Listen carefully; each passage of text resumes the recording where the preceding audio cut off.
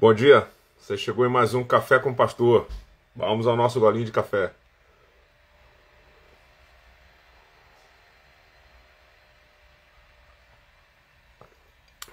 Bom dia Rita, como vai? Hoje eu quero dizer que eu traí vocês sem querer. Eu cheguei, sentei de manhã. Bom dia Selma, bom dia Príncia Silva, bom dia André, como vai André? Bom dia Nancy. Bom dia Elaine Machado. Bom dia Robert, chegou. Bom dia. Hoje eu quero dizer que eu traí vocês. Eu sentei na frente da minha esposa, botei o café e tomei um golinho antes de chegar aqui. Então esse é o segundo golinho do dia. Bom dia, Eduardo.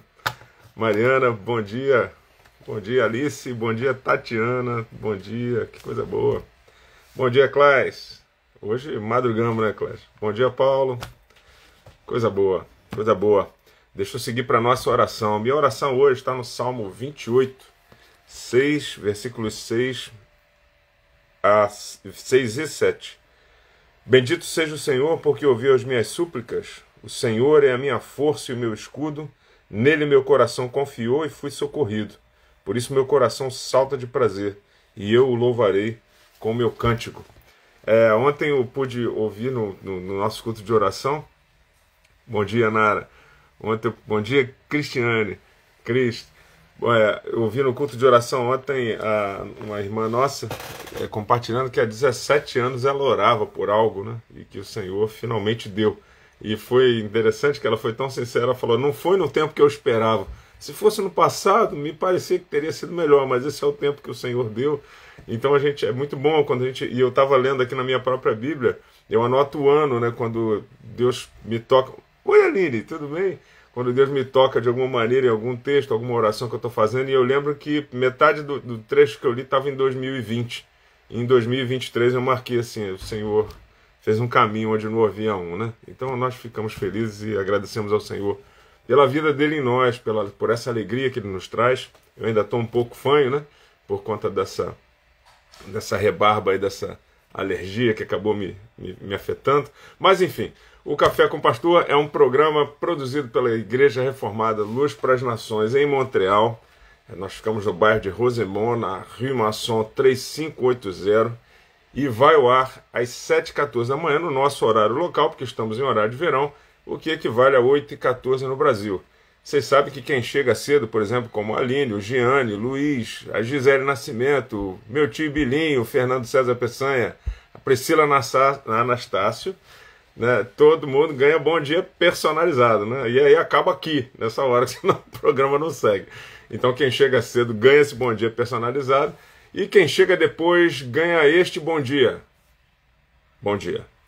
Então você sinta-se assim, com um bom dia, bom diado, e com esse bom dia mais um beliscão, você vai saber que não está sonhando. Pelo menos é o teste que todo mundo indica nos desenhos animados. Nessa semana estamos falando sobre fé. Fé que deve superar as emoções. Em outras palavras, que as emoções sejam um fruto das nossas convicções bíblicas e que isso dê sustento à nossa fé. Nos dois programas anteriores, né, de anteontem e ontem, eu espero ter deixado claro pelo menos duas coisas. Primeiro é que o Espírito Santo nos ilumina a mente, aguçando a nossa razão e também a nossa consciência para aquilo que é agradável a Deus. Segundo, ele o faz prioritariamente através da palavra. Eu não neguei as manifestações extraordinárias ou especiais, ou como eu chamei de maravilhas malucas que Deus faz, ou malucas maravilhas, né? Quando Deus fala de uma maneira que a gente mal sabe expressar, mas eu quis enfatizar que essas manifestações extraordinárias, o nome já diz, costumam ser muito raras, né? E toda vez que alguém me diz que Deus fala consigo o tempo todo, eu tenho uma desconfiança não da pessoa, mas de que ela esteja identificando o fenômeno do Espírito falar à sua mente, ou trabalhar a sua mente, como a voz direta do Espírito, sem um intermediário, que seria a própria palavra, o texto bíblico, a ação na sua consciência. Então, por último, eu enfatizei que a palavra de Deus é a base para a ação do Espírito, e que ela é o Espírito Santo falando ao longo dos séculos, através de homens que aí esses sim, extraordinariamente, ouviram sua voz, ou perceberam o mundo, ou foram conduzidos, é o que a gente chama de inspiração, tudo aquilo que eles percebessem da vida, escrevendo o texto bíblico, fosse de fato a voz da Trindade ali manifesta. Por isso a Bíblia pode ser considerada infalível e é a nossa regra única de fé e de prática. Ainda ontem, mas eu volto nele hoje, o texto de 2 Timóteo 3, 16 e 17, nos diz que toda a Escritura é inspirada por Deus e útil para o ensino, para a repreensão, para a correção e para a instrução na justiça, para que o homem de Deus seja apto e plenamente preparado para toda boa obra. É a Escritura que nos prepara e é o Espírito Santo que nos ilumina para compreender, para crer nas Escrituras, pela graça de Deus sempre. Salmo 119, 105, na parte A, diz que a tua palavra é lâmpada que ilumina os meus passos e clareia os meus caminhos, ou o meu caminho.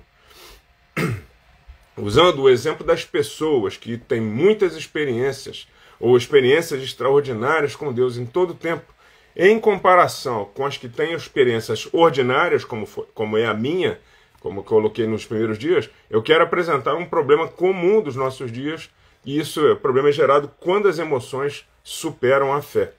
Passamos a privilegiar aquilo que é místico. Místico é bom, a palavra é boa, ok? Você pode falar. O nosso culto, a nossa reunião de domingo é uma reunião mística. A ceia é uma reunião mística. A mística estava envolvida ali. Mas nós passamos a privilegiar qualquer místico, o misticismo, qualquer evento subjetivo e testemunhal, em detrimento daquilo que é sobrenatural, verdadeiramente sobrenatural, objetivo e evidente, como é a própria Escritura, ou a exposição das Escrituras. Em outras palavras, a igreja passou a valorizar qualquer um que se declare profeta em detrimento das Escrituras, até. Então, os profetas do Pix, os coaches, as moças de voz rouca, hoje têm mais importância, por exemplo, do que um apologeta como William Lane Craig, por exemplo, que defende a fé, e até mesmo no meio acadêmico, como filósofo, usando a sua razão para mostrar que Deus está no mundo e a moralidade vem de Deus, sendo bem específico. Eu poderia remontar que esse problema começando lá com Simão, o mago, ou então Marcião, lá no primeiro século, segundo século, com as suas profetisas Priscila e Maximina, que ficaram famosas na história porque parece que elas falavam em umas línguas que ninguém entendia, entrava em transe, está registrado na patrística. Ou então Montano, em seus transes em nome do Espírito. Isso está acontecendo no primeiro e no segundo século. Esse pessoal já fazia sucesso desde o primeiro e segundo século, irmãos. Não é uma coisa nossa, isso não tem nada a ver com a internet. Mas eu só quero me ligar do século XX para cá, o final do século XIX para cá. E aí, para não falar dos autores especificamente, mas eu vou falar dos autores sim. Eu vou falar pelo menos de 3 deles assim. Smigglesworth, Hagen e Hinn. Eu só vou falar o segundo nome, caso você já tenha lido um dos livros dele, é deles mesmo que eu estou falando. Então, estes são os que mais me dão trabalho há 20 anos como pastor de igreja. Praticamente 20 anos. Né? Eu gosto de botar a conta para cima porque eu pareço mais idôneo. Eles me dão trabalho, porque apesar de nunca tê-los conhecido e mal ter lido os livros dele, eu tenho que pregar o tempo todo, ou repregar para as pessoas que são pastoreadas por ele, mesmo que indiretamente. Eu tenho que repregar o tempo todo. Eu estou falando mas eu estou falando em nome de um monte de pastor, eu tenho certeza.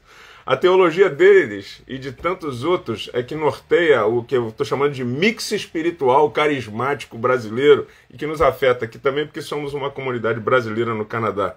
Eu citei os Mano do primeiro século para dizer que esse problema é antigo, mas esses brothers de agora, mais contemporâneos, têm bagunçado com a fé de muita gente boa e piedosa, porque esses caras entendem muito de emoção. E conhecem bem o texto bíblico, não são bobos, não. Eu não posso falar da intenção deles, só do que eles falam. Não os conheço pessoalmente, mas a Bíblia me autoriza a falar da teologia deles.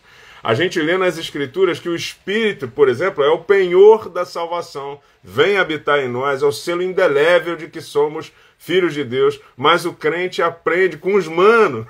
Com os manos lá, ele aprende que crente fica endemoniado. E aí pronto, né, passa a ser verdade. Não porque a pessoa leu que crente fica endemoniado na Bíblia, mas porque a pessoa tem medo de ficar endemoniado. Então quando ela escuta alguém, um guruzão, os manos da fé falando, pronto, aí mexe na emoção e essa pessoa tem medo.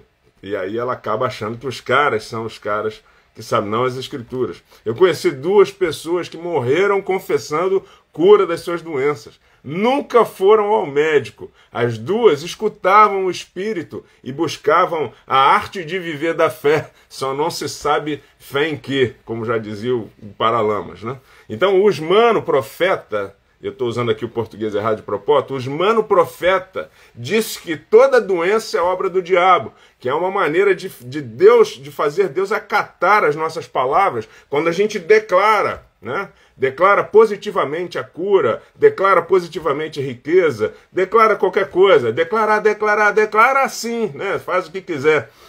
Então, Deus se sente constrangido a atender porque a gente declarou. São os manos que estão falando isso, não é a Escritura, não. A Escritura nos manda ter uma postura de temor diante do Senhor, mas a gente manda, porque os manos falaram, então a gente sabe que é isso que é ser espiritual. Então disseram que se o Espírito não for convidado, ele não entra na festa. A terra é do Senhor, a festa é dele, mas se a gente não convidar, o Espírito não entra, ele fica acanhado no canto, né?